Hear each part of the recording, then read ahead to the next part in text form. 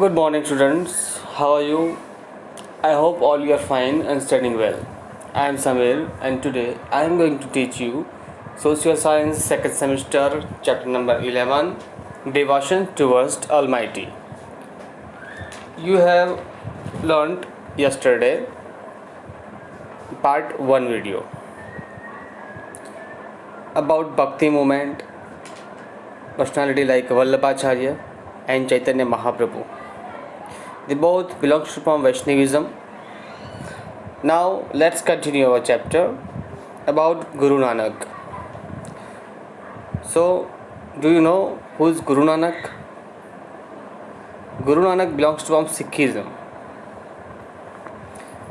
Guru Nanak,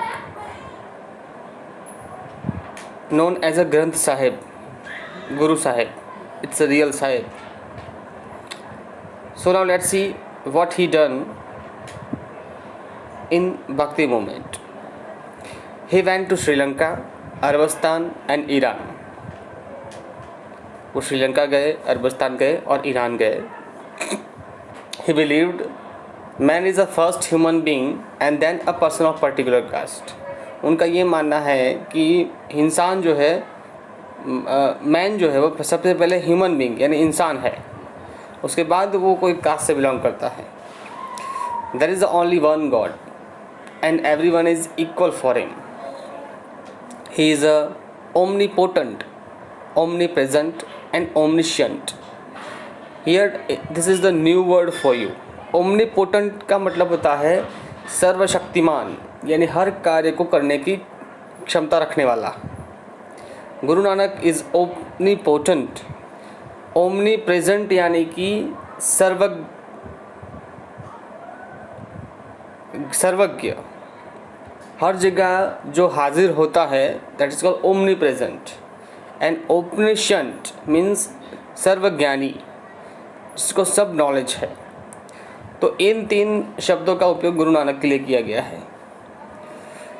he is the Guru and the real Sahib. Guru Nanak believed that with the help of the Sadguru, one can attain real knowledge and can know him, and one has to seek the shelter of God in order to remove ignorance. That is the teachings of Guru Nanak.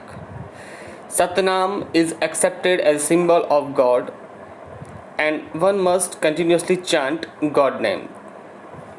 He also believed that more than merely chanting his names, it is important to consider everyone equal to, and only then does it become a sexual religion. People of different religions become his followers. They are known as a Sikh in Punjab region. His preaching are collected in a book of Guru Granth Sahib. उनकी जो शिक्षा है, उनके जो उपदेश है, वो उनका ग्रंथ है गुरु ग्रंथ साहिब. उसमें आपको मिलेगा, उसमें मिलता है.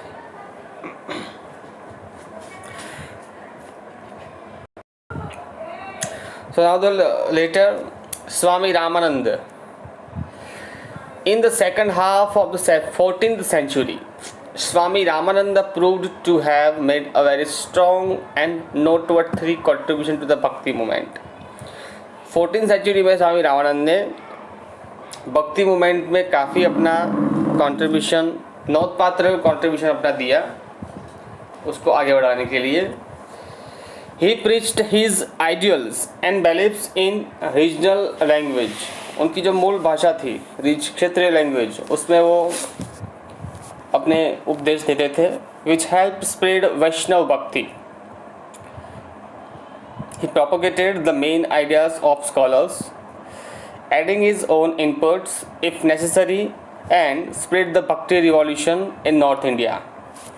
नॉर्थ इंडिया में जो भक्ति मूवमेंट हुई वो स्वामी रामानंद ने की थी. Kabir and Ravidas were his follower. Kabir और रविदास जो हुए वो उनके फॉलोअर्स थे. Then Narsinh Mehta. You are all aware about Narsinh Mehta in Gujarati He is a great devotee of Shri Krishna. He is a great devotee of Shri Krishna.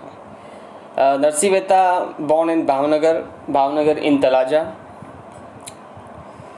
The most renowned Gujarat poet, Narsi Mehta. Many writings were famous of Narsi Mehta, like Prabhatiya also, etc. Who was born in Nagar family. नागर यानी ब्राह्मण family में उनका जन्म हुआ था. He spent time in the company of saint from his childhood days. वो अपने बाल्यकाल में संतों के साथ रहे थे. Even though he got married, he had no attachment with his family. उनकी शादी हुई थी लेकिन उसको फैमिली के प्रति उसका कोई अटैचमेंट ही नहीं था. He was always engrossed in Krishna Bhakti. वो हमेशा कृष्ण भक्ति में लीन रहते थे. He was deeply affected when he saw the people discriminating others on the basis of caste, color and creed, etc. जब लोगों को उच्च नीच के भेदभाव में, जाति में या रंग से कोई डिस्क्रिमिनेटिंग होता था तो वो हमेशा दुख फील करते थे. He felt sorrow. He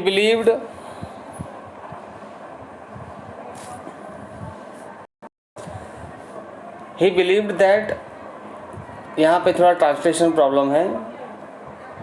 पखाल पक्षी नहीं है, पक्षा पक्षी है. पक्षा पक्षी यानी पक्षपात करना, भेदभाव करना. जहाँ पक्षा पक्षी है वहाँ परमेश्वर नहीं है. पक्षा पक्षी ત્યાં नहीं परमेश्वर. समरस्ती ने सर्वे समान. इसलिए ऊपर वाले के समान, ऊपर वाले की दृष्टि में सब समान है.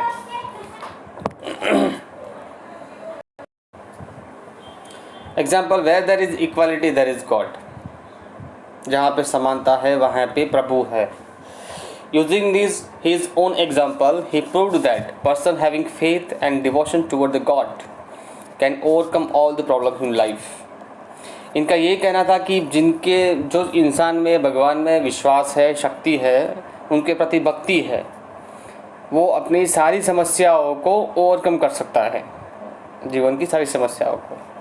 His knowledge, devotional songs and Prabhatiya deeply affected Gujarati community because he is from Gujarat. You must have heard his devotional song. आपने वो सुना होगा गांधी जी का वो, वैष्णव जन तो तेरे रे कहिए जे पीर पर आई जाने रे, पर दुखे उपकार करे तोय मन अभिमान न आने रे. One more time you listen this song on YouTube. वैष्णव भजन तो तेरे कहिए. This song written by the Narsi Mehta. ये गांधी जी ने नहीं लिखा हुआ है, गांधी जी का बहुत प्रिय भजन था ये. उसके बाद आता है Kabir. There is no accurate information about Kabir. Kabir के बारे में बहुत ही इतनी एक्यूरेट इंफॉर्मेशन नहीं है. एंड हिज फैमिली, हाउएवर दो word of mouth, this is all the information obtained from him. He had a pleasing personality. He was married and worked as a weaver. Weaver means वणिक. वणिक के दौर में क्या वो काम करते थे, कपड़े बुनना वगैरह. He was not educated himself, but understood everything about religion and sat from discussions with saints and hermits.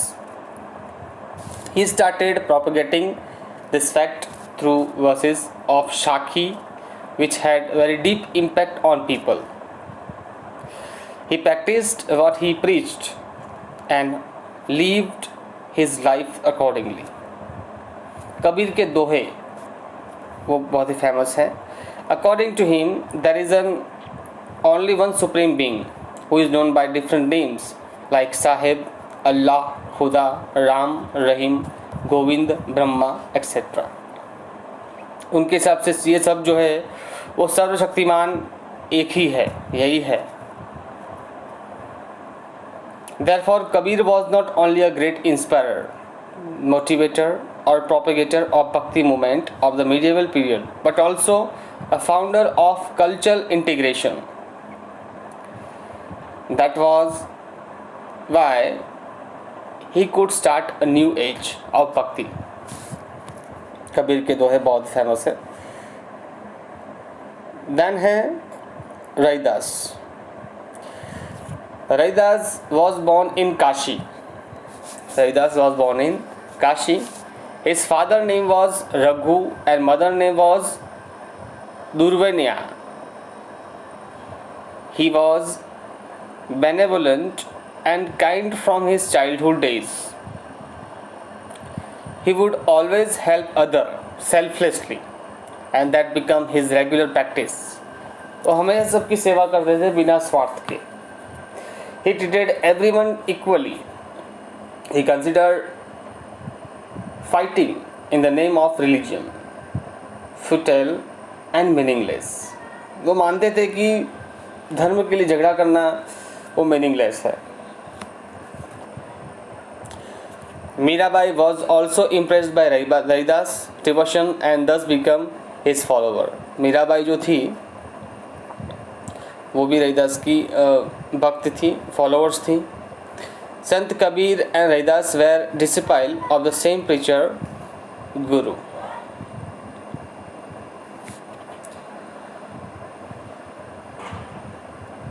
उनके कुछ डिवोशनल दोहाज, रविदास के दोहाज आज काफ़ी फेमस हैं. वो है मन चंगा तो कठौती में गंगा, यानी अपना मन साफ है तो इंसान साफ है. जाति जाति माँ जाति है, जात कटे के पाठ. रविदास मानुष न झूठ सके जब तक जाति न जात. His devotional dohas verses are famous even today. બધામાં હરિ છે અને બધામાં હરિ નામમાં છે. People respected him a lot. The Raidas sect started due to his name Raidasi. There are many followers of sect in Gujarat. उसके बाद है संत तुकाराम. भक्त पुंडारी के established a devotion of Vithalnath, Vithoba in Maharashtra in 11th century. After that, from 13th and 16th century, the above mentioned devotees propagated Bhakti movement in Maharashtra. Sant Tukaram belongs from Maharashtra. There were many saints and poets of Maharashtra between 13th and 17th century who wrote many songs and that inspire the people even today. The most famous among them was Tukaram, who was appreciated by the people of devotions. All the saints opposed rites and rituals, superficial, poisonous and caste distinctions. They also believed that a person can worship God without renouncing word. One must help needy and serve them, as real devotion is to solve the problems of needy. उनका ये मानना था कि ज़रूरतमंदों की सहायता करना वही समस्या का समाधान है, वही सच्ची भक्ति है. He gave humanism a whole new meaning. उन्हें मानवता का एक नया शब्द दिया संत तुकाराम ने. तो ये chapter, why we should learn this chapter? So our enhance devotions to the God, the great Almighty. All these saints started Bhakti movement to believe in God. भगवान के प्रति विश्वास सब लोगों का जगे, भगवान में सब विश्वास करें और उनके प्रति श्रद्धा रखें और उनके श्रद्धा रखने के बाद अपना काम करें.